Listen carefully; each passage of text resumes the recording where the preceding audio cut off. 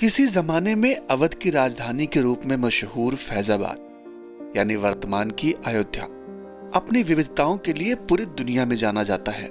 राम मंदिर के कारण ये शहर चर्चा में रहा है। इस बेहद पुराने शहर में राम मंदिर के अलावा कई ऐसे और भी दर्शनीय स्थल और ऐतिहासिक इमारतें हैं जिसकी शोहरत को पूरी दुनिया जानती है। और ऐसी ही एक मशहूर इमारत है शहर की गुलाब बाड़ी।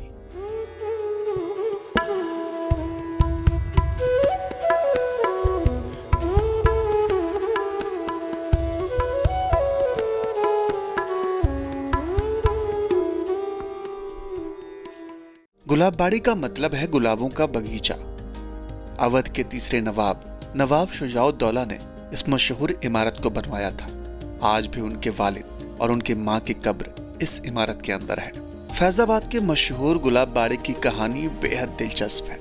अवध के तीसरे नवाब शुजाउद्दौला ऐसे नवाब भी थे जिन्होंने अपने जीते जी मशहूर गुलाब बाड़ी में अपना मकबरा बनवा लिया था।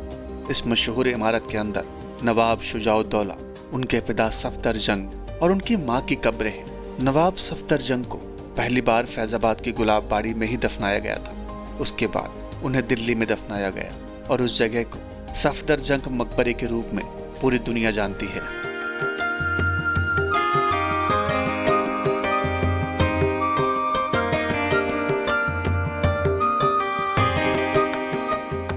गुलाब बाड़ी परिसर की खूबसूरती में यहाँ की बागवानी चार चांद लगाती है। इस इमारत के चारों तरफ गुलाबों की एक बड़ी बागवानी की गई है जिसमें बेहद खूबसूरत गुलाब के पौधे लगाए गए हैं। इस बाग में लाल, गुलाबी, सफेद, काले, पीले रंग के फूल खिलते हैं। इसके अलावा अन्य रंगों के भी गुलाब के पौधे और फूल पर्यटकों को अपनी तरफ आकर्षित करते हैं।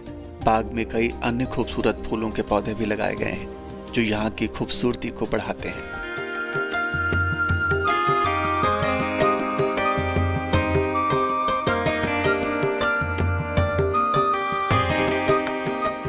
वैसे तो फैजाबाद की गुलाब बाड़ी साल के 365 दिन पर्यटकों के आकर्षण का केंद्र रहती है। बड़ी तादाद में पर्यटक और स्थानीय लोग अपने परिवार के साथ इस मशहूर ऐतिहासिक इमारत के पास बने पार्क में आते हैं। लेकिन वक्त गुजरने के साथ ही अब इमारत का नूर बेरौनक हो रहा है। विशालकाय मकबरे की देखरेख ठीक ढंग से ना होने के कारण ये कई जगह से जर्जर हो रहा है। पुरातत्व विभाग द्वारा संरक्षण कार्य में समय समय पर मरम्मत का काम भी होता है, लेकिन शायद यह कोशिश ऊंट के मुंह में जीरे वाली है। उचित देखरेख और संरक्षण न होने पर यह ऐतिहासिक इमारत कहीं इतिहास के पन्नों में ही दर्ज न होकर रह जाए।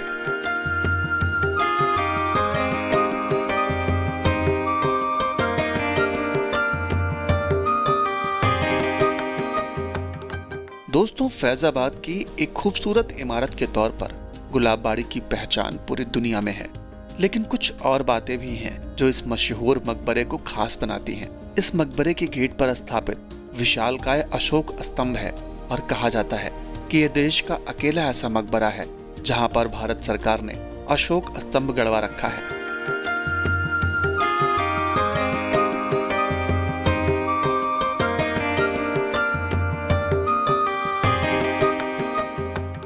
सन 1775 में नवाब शुजाउद्दौला के इंतकाल के बाद उनके बेटे आसिफउद्दौला ने फैजाबाद की जगह लखनऊ को अवध की राजधानी बना दिया। इसके बाद नवाबों की रियासत और नवाबी ठाट लखनऊ में रच बस गई। नवाब वाजिद अली शाह इस पीढ़ी के आखिरी नवाब साबित हुए। 1857 में जब गदर हुआ उसी दौर में नवाबी खत्म हो गई, लेकिन अवध के नवाबों की किस्से कहानियां आज भी लोगों के ज़हन में जिंदा हैं।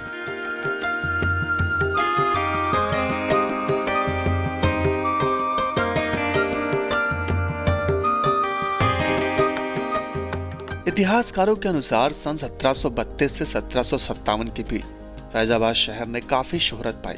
नवाब शुजाउद्दौला ने फैजाबाद शहर दिलकुशा पैलेस, गुलाब बाड़ी, बहू बेगम का मकबरा, मोती महल जैसे खूबसूरत इमारतों का तोहफा दिया।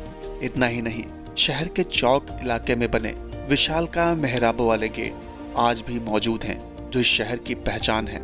नवाबी दौर में इन शासकों का रहन सहन इतना वैभवपूर्ण और विलासितापूर्ण था कि अंग्रेजी हुकूमत के अफसर भी हैरान रहते थे।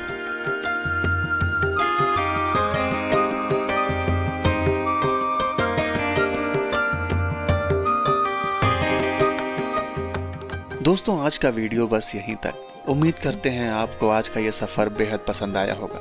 अगर आपको आज का ये सफ़र पसंद आया है तो इस वीडियो को अपने दोस्तों के साथ भी शेयर करें और आपके दिमाग में चल रहे विचारों को कमेंट सेक्शन में लिख दीजिए। अगर आप इस चैनल पर नए हैं तो इस चैनल को सब्सक्राइब कर दीजिए और हमारी सारी अपडेट सबसे पहले पाने के लिए बेल आइकॉन को जरूर दबा दीजिए। तो दोस्तों अब दीजिए अनुमति अपने दोस्त अंकुर को। शीघ्र ही मिलते हैं किसी और सफरनामे पर। तब तक के लिए नमस्कार।